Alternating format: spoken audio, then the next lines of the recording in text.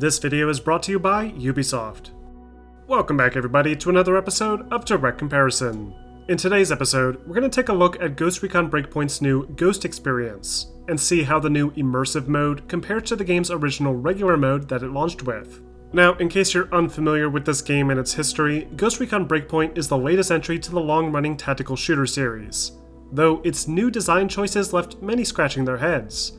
Much like other popular Ubisoft properties like The Division and Assassin's Creed, Breakpoint adopted a new progression system built around tier-based loot, meaning players would uncover more powerful gear as they progressed through the story, even if the weapons themselves were virtually identical. And while this style of gameplay may appeal to some, many longtime fans of the Ghost Recon franchise, including myself, felt like this may have been too much of a departure for a series that has built itself upon realistic tactical warfare.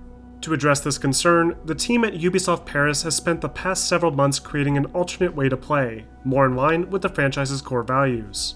And for today's video, I want to show you exactly what they've managed to incorporate, including the new parameter options, along with details on the new Deep State Splinter Cell DLC.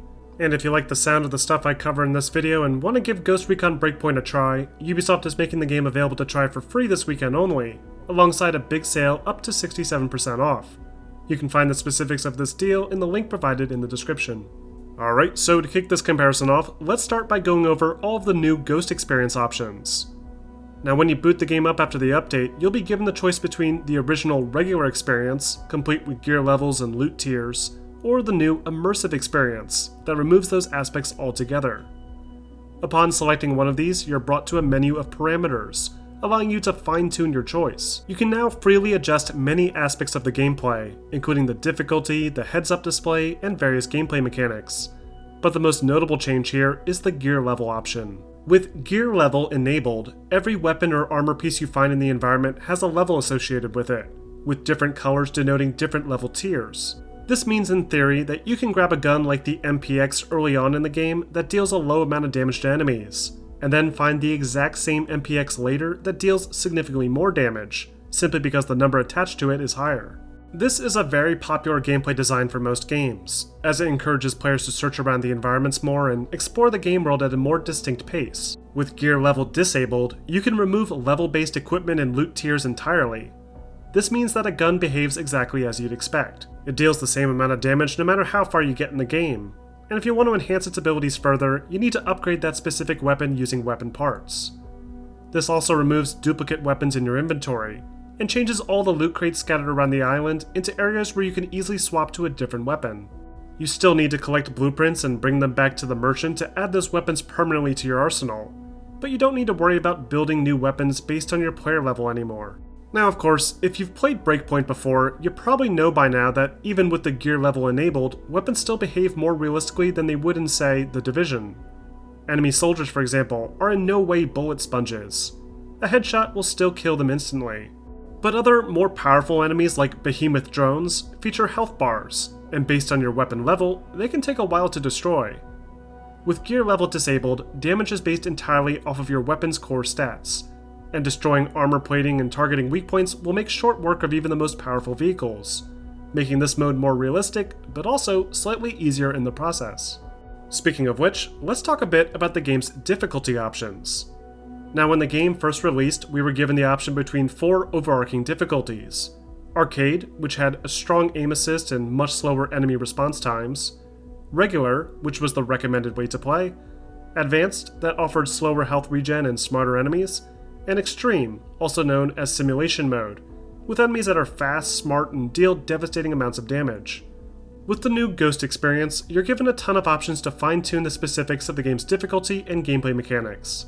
You can still tweak the detection speed and damage output of enemies, but you can now also tweak tactical settings like how common injuries are, how many bandages you have access to, the number of available weapon slots, how stamina functions, and even whether you drop unused ammo when reloading a weapon magazine. With the regular parameters, this defaults to the standard confirmed setting, so you'll never run out of bandages, you can reload all you want, and injuries are rare. But with the new immersive parameters, bandages are limited, ammo is lost on reloads, and injuries will occur frequently. And of course, you can always use the custom menus to fine-tune each and every one of these options to make the game play the way you want. Next up, there's the interface settings.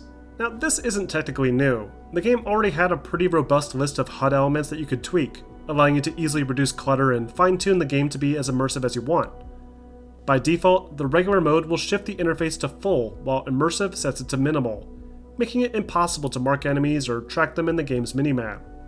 I personally find this to be a bit excessive, especially if you plan on playing the game with a friend, but again, it's all personal preference, and if you want the game to be as immersive as possible, you can hide all of the UI elements. The next setting here is the social and bivouacs option.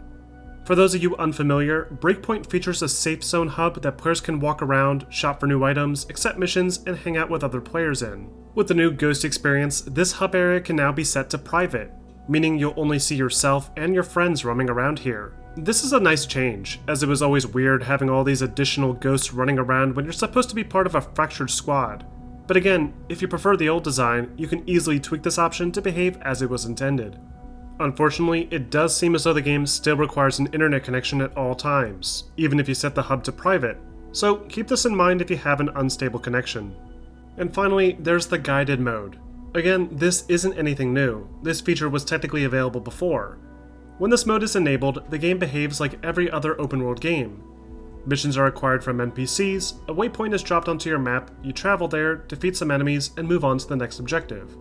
But for players looking to be even more immersed, they can set the game to not be guided, removing direct waypoints from the map and forcing them to rely on clues to identify the location of their next objective. This is a really cool option, and one that I like to use when I have the time. But if you find yourself running around in circles for hours and have no idea what to do next, then you're probably better off leaving the guided mode enabled. And now, I want to take a moment to talk about my favorite new addition here, the new Splinter Cell inspired Episode 2, aka Deep State. Unlike the Splinter Cell related content that came out for Wildlands, Deep State offers a true stealth action experience, complete with 8 missions to play through, 2 new character classes to utilize, and a bunch of Splinter Cell related gear to unlock. For players interested in this, you can try out the first mission for free as a sort of teaser. However, after playing through the entire DLC pack this weekend, I have to say that the first mission is a very poor indicator of what the rest of the Deep State content is actually like. It starts off okay, with you infiltrating a dock area and meeting up with Victor Koss to get intel on Sam Fisher's location, but once you meet up with Fisher himself, you'll soon find yourself in an on-rails shooting gallery, completely disregarding what Splinter Cell was all about. Thankfully, by the second mission, this all starts to make a little bit more sense, as Sam tells Nomad that he's going to try and train him in the ways of 4th Echelon, and introduce more stealth-based approaches to objectives. Now, you don't actually learn any new moves, but the missions themselves are designed almost entirely around stealth. Your primary objective is to locate the mysterious strategist, the head of a project called Claw, and one of the few people left on the island who may have some information on Nomad's lost partner Midas. Missions typically involve sneaking into large military bases, acquiring intel, or sabotaging enemy hardware. There's even areas with laser tripwire alarms that can be bypassed by either using an EMP or by carrying a body straight through the sensors. By the end of the content, the experience felt more like a new Splinter Cell game than even Splinter Cell Blacklist did.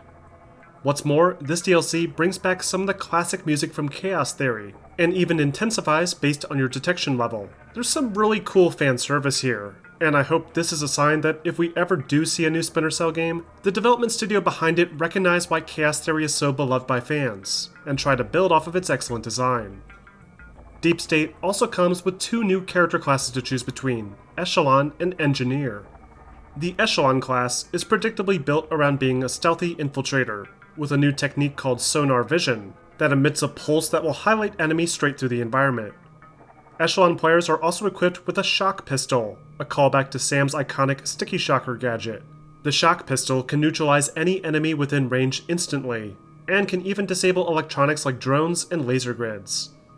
Echelon players also benefit from having increased stealth when hiding in shadows, higher damage from pistols, and the reflex shot, that allows players to auto-aim as they're being detected, sort of like the gameplay mechanic in Metal Gear Solid 5.